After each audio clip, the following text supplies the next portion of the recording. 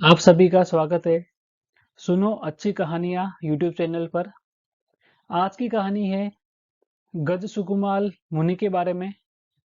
इस कहानी में आप देखेंगे कि किस तरह गज सुकुमाल मुनि अपने अशुभ कर्मों के उदय को संभाव से सहते हैं और मात्र दीक्षा के एक ही दिन में मोक्ष को प्राप्त कर लेते हैं। कहानी शुरू करने से पहले आप सभी से एक निवेदन है, अगर आप इस चैनल पर पहली बार आए हैं तो कृपया इस चैनल को सब्सक्राइब करें और साथ ही ऑल नोटिफिकेशंस को ऑन कर लें ताकि आपको ऐसी ही प्रेरणादायक और अच्छी कहानियों का नोटिफिकेशन सबसे पहले मिल सके। तो चलिए सुनते हैं गज सुकुमाल मुनि की कहानी। द्वारिका नगरी में माता देवकी के पुत्र वासुदेव श्री कृष्ण राज्य करते थे। उनके छोटे भाई का नाम गज सुकुमाल था। उनका रूप यौवन वय अद्भुत था। उनका लालन पालन अत्यंत वात्सल्य में हुआ था, परंतु वे बाल्य वय से ही अत्यंत वैरागी थे। श्री कृष्ण अपने छोटे भाई से बहुत प्यार करते थे। द्वारिका नगरी में सोमिल नाम का एक ब्राह्मण रहता था, जिसकी पुत्री का नाम सोमा था। सोमा स्वर्ग की अप्सराओं से भी अधिक सुंदर थी। एक बार श्री कृष्ण ने सोमा को देखा तो उन्हें वह अपने छोटे भाई गज सुकुमाल के योग्य लगी। उन्होंने सोमिल को अपने दरबार में बुलाया और उसके सामने अपने छोटे भाई गज सुकुमाल का विवाह सोमा से करने का प्रस्ताव रखा। यह सुनकर सोमिल की खुशी का ठिकाना नहीं रहा। उसने तुरंत इस विवाह के लिए हाँ कर दी। श्री कृष्ण ने जब अपने छोटे भाई गज सुकुमाल को बताया कि उन्होंने उनका विवाह सोमा के साथ तय कर दिया है, तब गज सुकुमाल ने उनसे कहा कि वह विवाह नहीं करना चाहते, क्योंकि वह संसार के बंधनों में नहीं बनना चाहते हैं और दीक्षा लेना चाहते हैं। श्री कृष्ण ने माता देवकी को कहा कि वह गज सुकुमाल को समझाए कि वह सोमा से विवाह करने को मान जाए। माता देवकी और श्री कृष्ण ने गज सुकुमाल से सोमा से विवाह करने का बहुत आग्रह किया। इसलिए इच्छा न होने पर भी उन्होंने सोमा के साथ विवाह का प्रस्ताव स्वीकार कर लिया। एक दिन तीर्थंकर भगवान अरिष्टनेमी द्वारिका नगरी में पधारे। भगवान अरिष्टनेमी के दर्शन करने के लिए जन सैलाब उमड़ पड़ा। राजकुमार गज सुकुमाल भी प्रभु के दर्शन करने गए। भगवान अरिष्टनेमी ने धर्म देशना दी। धर्म देशना सुनकर राजकुमार गज सुकुमाल को संसार आसान लगने लगा। उनके मन में वैराग्य उत्पन्न हो गया।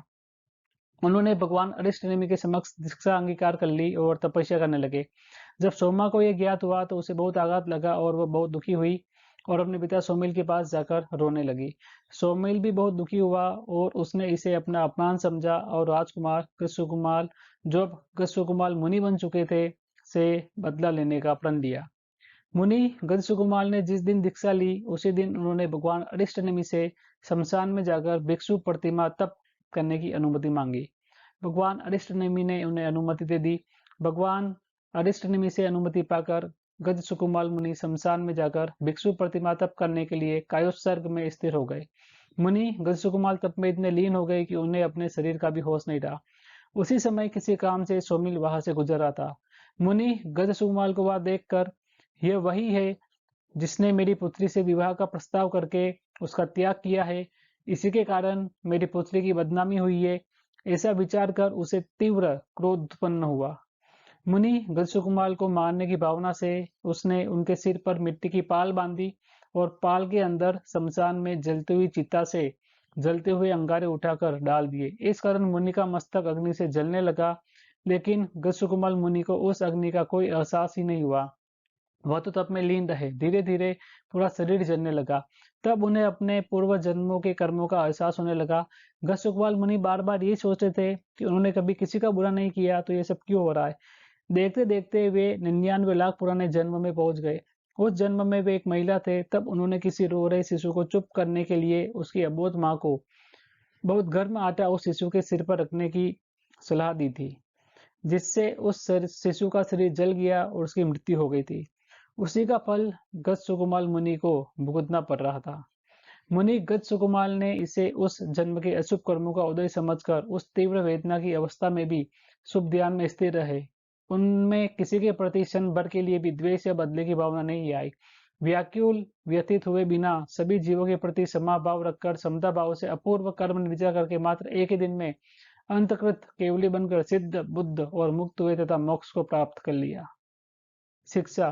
इस घटना से ये साबित होता है कि कर्म का ताना-बाना बहुत सच्चा है। जो जैसा कर्म करेगा, उसे वैसा ही भोगना पड़ेगा, चाहे उस जन्म में या अगले किसी जन्म में।